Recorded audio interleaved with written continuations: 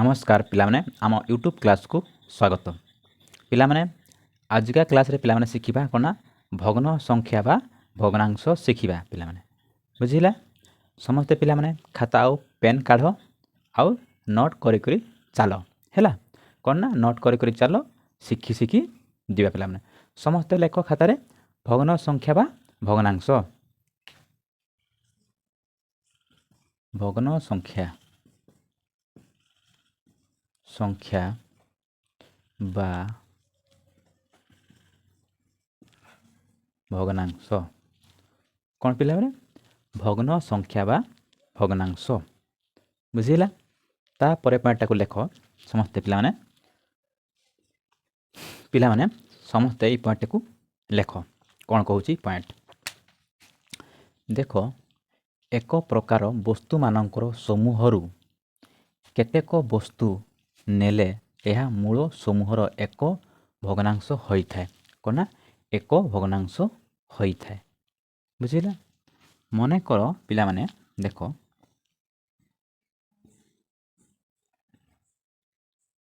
एडे cake बुझिला पिला माने एडे cake बुझि पारलो कोन ना एडे केक मने कर हैला कौन कहे एक प्रकार वस्तु मानकर समूहरु केतेक वस्तु नेले यह मूल समूहर एक भग्नांश होइथाय।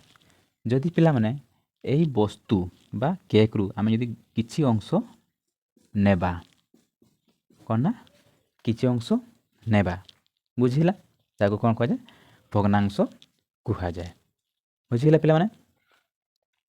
तारे 2 नंबर पॉइंट को देखो कौनसी वस्तु को जेते भाग करा जाए ताहाकू हर कुहा जाए। गोटे वस्तु को आमे जेते खंड खंड करिबा ताहाकू कोन कुहा जाए हर कुहा जाए बुझिला पिला माने। जे कौनसी गोटे वस्तु को जेते भाग करिबा ताहाकू कोन कुहा जाए ना हर कुहा जाए बुझिला पिला माने। तापरे देखो जेते भाग निया जाए ताहाकू लोभ कुहा जाए बुझिला पिला माने।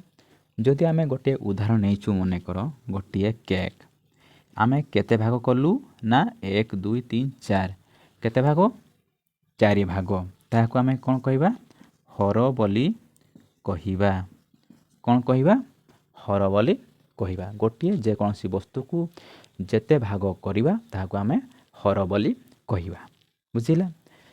तापरे जेते भाग निया जाए ताहा लोभ कुहा जाए कोना जेतकी भाग करा हितला सेत्रु जेते भाग आमे नेबा ताहाकू कोन कुहा जाए लोभ कुहा जाए। जदि आमे गोटे भाग को आमे नेबा ताहाकू कोन कुहा जाए लोभ ताने ऊपर हेबो लोभ या कोन कुहा जाए लोभ कुहा जाए बुझिला पिला माने। भग्नांश जानि पारलो लोभ काहा कुहा जाए हर काहा कुहा जाए जानि पारलो पिला माने बुझिला। एतकी पर्यंत कार डाउट रहला पिला माने कमेंट सेक्शन रे कमेंट करिवो बुझिला। भग्नांश काहा कुहा जाए लोभ काहा कुहा जाए हर काहा कुहा जाए कहि दिया गला बुझिला। तारे वर्तमान आगु जिबा पिला माने आ गोटिया पॉइंट पिला माने समस्ते लेखो जेउ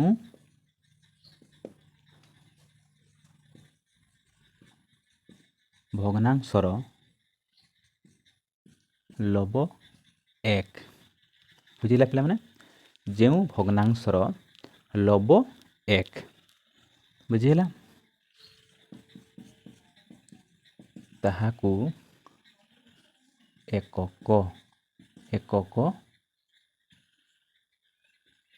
भग्नांश कुहा जाए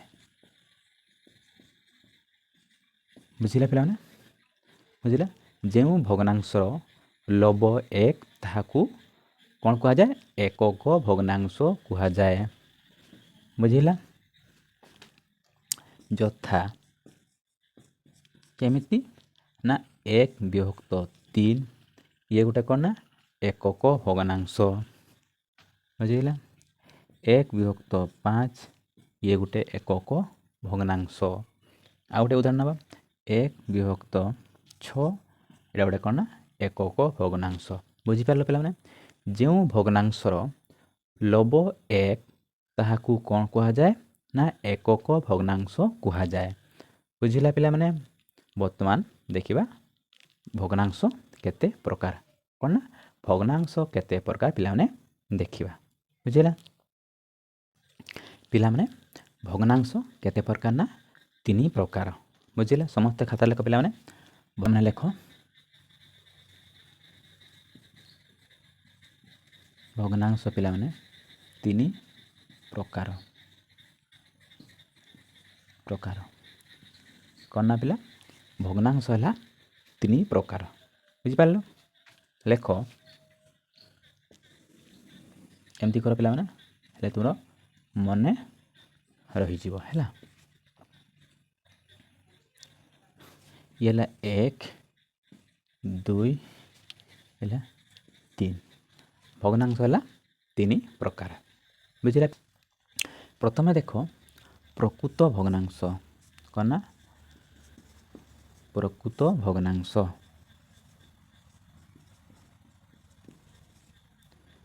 गोटे है प्रकृत भग्नांश आ गोटे है अप्रकृत भग्नांश।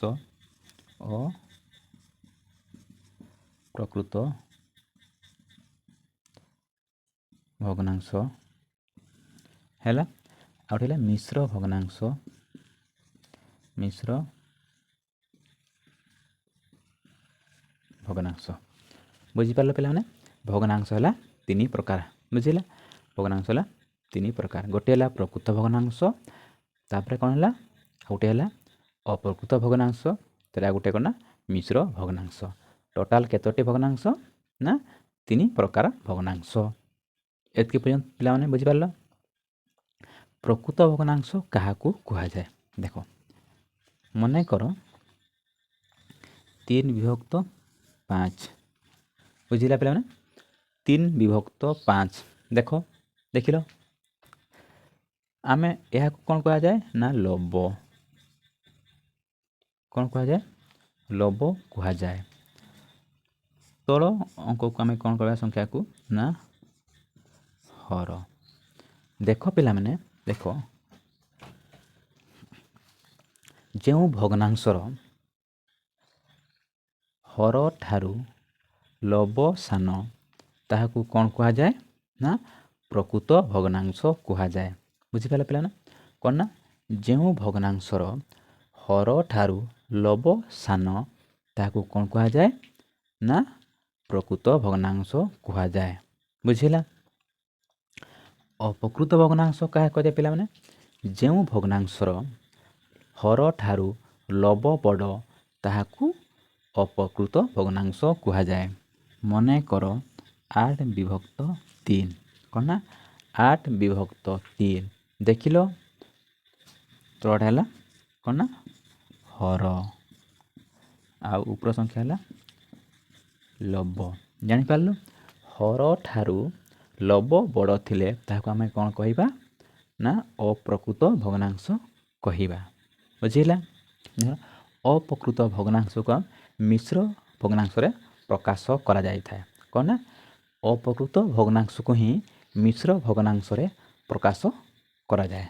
बुझिला देखिबा यह को नेबा 8/3 को आमे मिश्र भग्नांश रे परिणत करबा प्रबा प्रकाश करिबा। देखिबा कौन करिबा 8 को आमे 3 द्वारा हरण करिबा। बुझिला 3 द्वारा हरण करिबा 3 दूने 6 उल्ला केते 2 आउ कटिबो कि देखो आउ कटिबो कि कटिबो नाही।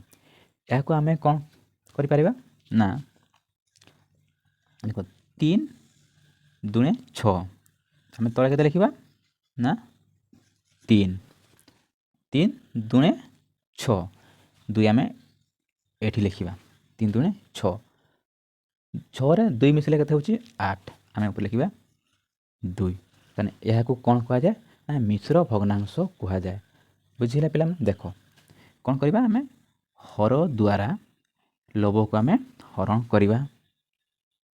କେଉଁ ଭଗ୍ନାଂଶ? ନା ଅପ୍ରକୃତ ଭଗ୍ନାଂଶକୁ ହର ଦ୍ୱାରା ଲୋଭକୁ ଆମେ ହରଣ କରିବା। ହରଣ କରିସାରିଲା ପରେ ଯାହା ମିଳିବ ତାକୁ କ'ଣ ନା ମିଶ୍ର ଭଗ୍ନାଂଶରେ ପ୍ରକାଶ କରିବା। ଦେଖ, ଭାଗ ଫଳକୁ ଆମେ ପୂର୍ଣ୍ଣ ଆକାରରେ କହିବା, ଭାଗ ଶେଷକୁ ଆମେ ଲୋଭ ଆକାରରେ କହିବା, ଆଉ ହରକୁ ହେଲା ସେଇ ହର 3 ରହିଲା, ଭାଜ୍ୟ କଲା ହର। ବୁଝିଲା? ଏହାକୁ କ'ଣ କୁହାଯାଏ? ନା ମିଶ୍ର ଭଗ୍ନାଂଶ କୁହାଯାଏ। 2 ପୂର୍ଣ୍ଣ 2 ବିଭକ୍ତ 3କୁ ଆମେ ଗୋଟିଏ ମିଶ୍ର ଭଗ୍ନାଂଶ ବୋଲି କହିବା। ବୁଝିପାରିଲ? ତାହେଲେ ଜାଣିଲ ପ୍ରକୃତ ଭଗ୍ନାଂଶ, ଅପ୍ରକୃତ ଭଗ୍ନାଂଶ, ମିଶ୍ର ଭଗ୍ନାଂଶ। କ'ଣ ହେଲା? ଅପ୍ରକୃତ ଭଗ୍ନାଂଶକୁ ହିଁ ମିଶ୍ର ଭଗ୍ନାଂଶରେ ପ୍ରକାଶ କରାଯାଏ। ଏତିକି ବୁଝିଲା ପିଲାମାନେ? ବୁଝିପାରିଲ? ଭଗ୍ନାଂଶ 3 ପ୍ରକାର: ପ୍ରକୃତ ଭଗ୍ନାଂଶ, ଅପ୍ରକୃତ ଭଗ୍ନାଂଶ, ମିଶ୍ର ଭଗ୍ନାଂଶ। ବୁଝିଲା? ତାପରେ ପିଲାମାନେ ଦେଖ, ଆଉ ଗୋଟିଏ ତୁମେ ଏକକ ଭଗ୍ନାଂଶ ଜାଣିଲ। ଏକକ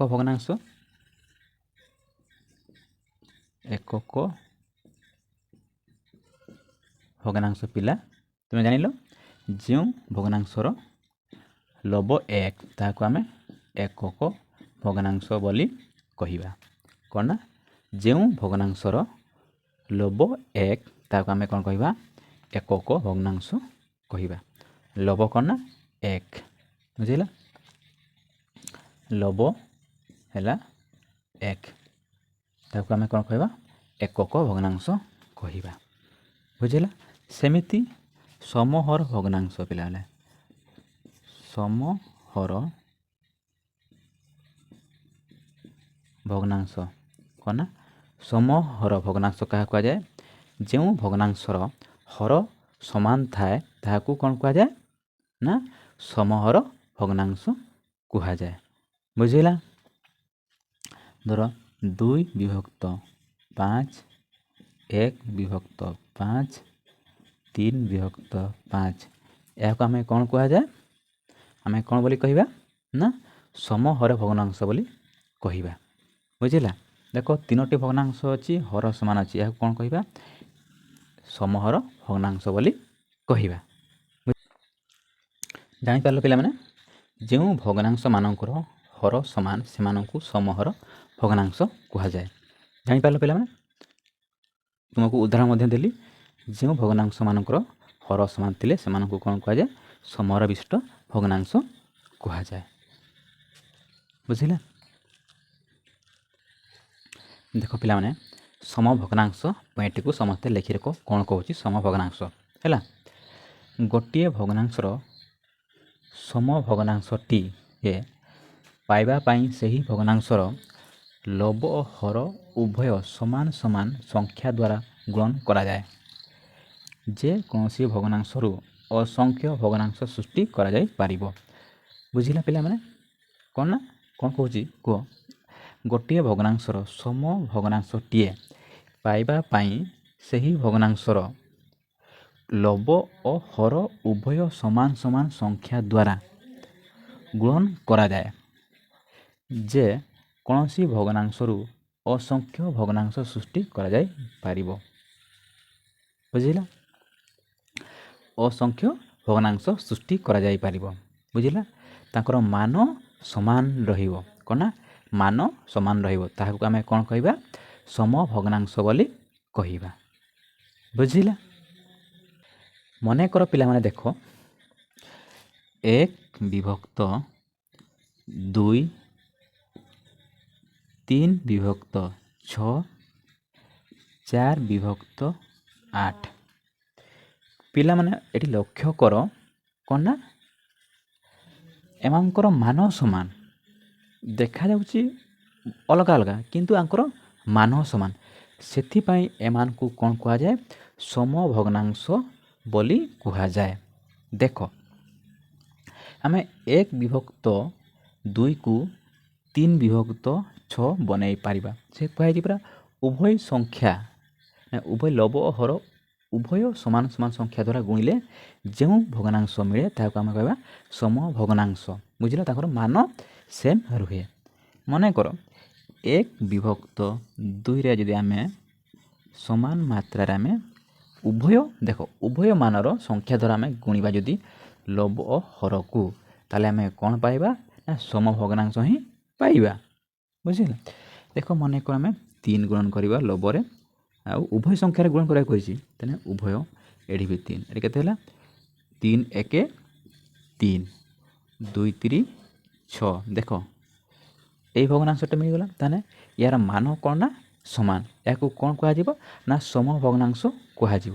ବୁଝିଲା, ସେମିତି 1/2 କ'ଣ କରିବା ନା ସମାନ ସଂଖ୍ୟା ଦ୍ୱାରା ଆମେ ଗୁଣନ କରିବା। ବୁଝିଲା, ଧର ଆମେ ଗୁଣ କରିବା ଏଠି 4, ଏଠି ବି 4, ସମାନ ସଂଖ୍ୟା ଦ୍ୱାରା ବି ଗୁଣ କରିବାକୁ କହିଛି ଲବ ହରକୁ ଗୁଣ କରିବା। 4 1 4 କେ 8। ଦେଖ ଏଇ ଭଗ୍ନାଂଶଟି ମିଳିଲା 4/8 ମିଳିଲା। ଜାଣିପାରିଲ ପିଲାମାନେ, ସମଭଗ୍ନାଂଶ ଯେତେବେଳେ ତୁମକୁ କରିବା ପାଇଁ କହିଥିବ କ'ଣ କରିବ, ଉଭୟ ଲବ ହର ସମାନ ସଂଖ୍ୟା ଦ୍ୱାରା ଗୁଣନ କଲେ ସମଭଗ୍ନାଂଶ ବାହାରିବ। ବୁଝିଲା ପିଲାମାନେ, କ'ଣ ହେବ ଏହାର ମାନ ସମାନ ଥିବ। ଦେଖ ଏଇଟା ଆମେ କାଟିବା କ'ଣ ନା 3 2 6, 2 ଆସିଲା 3 1 3, ତାହେଲେ କେତେ ହେଲା ୟାର ମାନ 1/2, ୟାର ମାନ ବି ମଧ୍ୟ 1/2। ବୁଝିଲା ପିଲାମାନେ, ଦେଖ 4 2 8, 4 1 4, ଦେଖ ଏଠି ବି କ'ଣ ହେଲା 1/2। ତାହେଲେ ଜାଣିପାରିଲ ପିଲାମାନେ, ମାନ ସମାନ ରହିବ। ବୁଝିଲା, ଯେଉଁ ଭଗ୍ନାଂଶର ମାନ ସମାନ ରହିବ ସେମାନଙ୍କୁ କ'ଣ କୁହାଯିବ, ସମଭଗ୍ନାଂଶ କୁହାଯିବ। ଯେତେବେଳେ ତୁମକୁ ସମଭଗ୍ନାଂଶ କରିବା ପାଇଁ କାଢ଼ିବା ପାଇଁ କହିଥିବ ସେତେବେଳେ କ'ଣ କରିବ, ଲବରେ ଯେତିକି ହରଣ କରିବ ଯେଉଁ ସଂଖ୍ୟା, ହରରେ ମଧ୍ୟ ସେହି ସଂଖ୍ୟାକୁ ହରଣ କଲେ ସମଭଗ୍ନାଂଶ ବାହାରିବ। ଆଉ ଗୋଟିଏ ଏକ୍ଜାମ୍ପଲ୍ ନେବା। ଦେଖ 2/3, ଆମେ କ'ଣ ନା 2/3, ଏହାର ଯଦି ସମଭଗ୍ନାଂଶ ନିର୍ଣ୍ଣୟ କରିବା କେମିତି କରିବା ନା 2/3ରେ ଉଭୟ ସଂଖ୍ୟା ଗୁଣନ କରିବା। ଯେକୌଣସି ସଂଖ୍ୟା ଉଭୟ ସଂଖ୍ୟା ଗୁଣନ କରିବ। ଧର 2, ଏଠି ବି 2, କେତେ ପାରିବ 2 2 4, କ'ଣ ନା 2 2 4, ଏଠି 2 3 6। ଦେଖିଲ କ'ଣ ନା ସମାନ ହିଁ ବାହାରିଲା, ଏହାର ମାନ କେତେ ସମାନ। ବୁଝିଲା, ଏହାକୁ ଆମେ କ'ଣ କହିବା ସମଭଗ୍ନାଂଶ କହିବା। କାହାର 2/3ର ସମଭଗ୍ନାଂଶ 4/6। ସେମିତି ଆହୁରି କେତେ ହେବ 2/3 ସାଙ୍ଗରେ ଯଦି ଆମେ 3କୁ ଗୁଣନ କରିବା କେତେ ପାରିବ 2 3 6 3 3 9। ଦେଖ ୟାର ମାନ ବି ଯେତିକି ୟାର ମାନ ବି ସେତିକି, ତାର ୟାର କେନ 2/3ର ସମଭଗ୍ନାଂଶ କେତେ ନା 6/9 ହେଲା ସମଭଗ୍ନାଂଶ। ସମଭଗ୍ନାଂଶ ମୋତେ ଲାଗୁଛି ପିଲାମାନେ ତୁମେ ବୁଝିଥିବ। ହେଲା, କାହାର ଡାଉଟ୍ ନଥିବ। ଡାଉଟ୍ ଥିଲେ ମଧ୍ୟ ତୁମେ କମେଣ୍ଟ ସେକ୍ସନରେ କମେଣ୍ଟ କରିବ। ସମଭଗ୍ନାଂଶ ଆଶା କରିବି ତୁମେ ବୁଝିଥିବ। ହେଲା, ଯେତେ ବଡ଼ ବଡ଼ ସଂଖ୍ୟା ତୁମକୁ ସମଭଗ୍ନାଂଶ ଯଦି କାଢ଼ିବାକୁ ହୁଏ, ତୁମେ ଉଭୟ ଲବ ଓ ହରରେ ସମାନ ସଂଖ୍ୟା ଗୁଣନ କଲେ ବାହାରିଯିବ ସମଭଗ୍ନାଂଶ। ଯେତେବେଳେ ମାନ କାଢ଼ିବାକୁ କହିବ କ'ଣ ନା କ'ଣ କରିବ 3 3 9, 3 3 9, ତାହେଲେ 3 2 6, ତାହେଲେ କେତେ ବାହାରିଲା 2/3, କ'ଣ ନା 2/3 ବାହାରିଯିବ। ମାନ ସମାନ ରହିବ। ବୁଝିପାରିଲା, ଆଶା କରିବି ସମଭଗ୍ନାଂଶ ତୁମେ ବୁଝିପାରିଥିବ। ହେଲା ପିଲା, ସଦୃଶ ଭଗ୍ନାଂଶ କାହାକୁ କୁହାଯାଏ? ଦେଖ ସଦୃଶ ଭଗ୍ନାଂଶ କ'ଣ ନା ସଦୃଶ ଭଗ୍ନାଂଶ ସମହର ଭଗ୍ନାଂଶକୁ ସଦୃଶ ଭଗ୍ନାଂଶ କୁହାଯାଏ। କ'ଣ ନା ସମହର ଭଗ୍ନାଂଶକୁ ହିଁ ସଦୃଶ ଭଗ୍ନାଂଶ କୁହାଯାଏ। ଯେମିତି ସମହର ଆମେ ଜାଣିଛି ହର ସମାନ ଥିଲେ ତାହାକୁ ଆମେ ସମହର ଭଗ୍ନାଂଶ ବୋଲି କୁହାଯାଏ। ବୁଝିଲା, କ'ଣ ନା ସଦୃଶ ଭଗ୍ନାଂଶ କାହାକୁ କୁହାଯାଏ ନା ସମହର ଭଗ୍ନାଂଶକୁ ହିଁ ସଦୃଶ ଭଗ୍ନାଂଶ କୁହାଯାଏ। ବୁଝିହେଲା, ତାପରେ ଆଗକୁ ଯିବା ଅସଦୃଶ ଭଗ୍ନାଂଶ। ଦେଖ ପିଲାମାନେ, ଅସଦୃଶ ଭଗ୍ନାଂଶ କ'ଣ ନା ଅସଦୃଶ ଭଗ୍ନାଂଶ। ସମଭଗ୍ନାଂଶ ଆମେ ଜାଣିଲେ ପିଲାମାନେ, ବର୍ତ୍ତମାନ ଜାଣିବା ଅସଦୃଶ ଭଗ୍ନାଂଶ।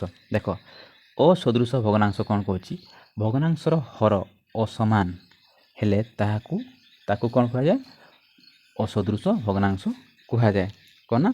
ଅସଦୃଶ ଭଗ୍ନାଂଶ କୁହାଯାଏ। ଦେଖ 3 ବିଭକ୍ତ 4, 4 ବିଭକ୍ତ 7 ଏଇ ଭଗ୍ନାଂଶର ହର ସମାନ ଅଛି କି ପିଲାମାନେ? ହର ସମାନ ଅଛି କି? ହର ସମାନ ନଥିଲେ କ'ଣ କୁହାଯିବ? ନା ଅସଦୃଶ ଭଗ୍ନାଂଶ କୁହାଯିବ। ବୁଝିଲା ପିଲାମାନେ? ତୁମମାନଙ୍କ ପାଖରୁ ଆଶା କରିବି ଯେ କ୍ଲାସ୍ଟା ନିଶ୍ଚିତ ଭଲ ଲାଗିଥିବ। ଆଉ ଭିଡ଼ିଓଟା ମଧ୍ୟ ଲାଇକ୍ କରିବ, ସାଙ୍ଗମାନଙ୍କ ସହିତ ଭିଡ଼ିଓଟି ସେୟାର କରିବ, ତା ସହିତ ଚ୍ୟାନେଲଟିକୁ ମଧ୍ୟ ସବସ୍କ୍ରାଇବ୍ କରି ରଖିବ।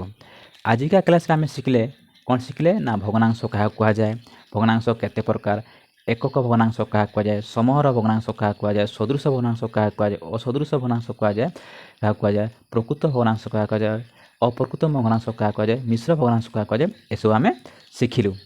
ଆଜି ହେଲା ଭଗ୍ନାଂଶର ପ୍ରଥମ ଭାଗ। ବୁଝିଲା?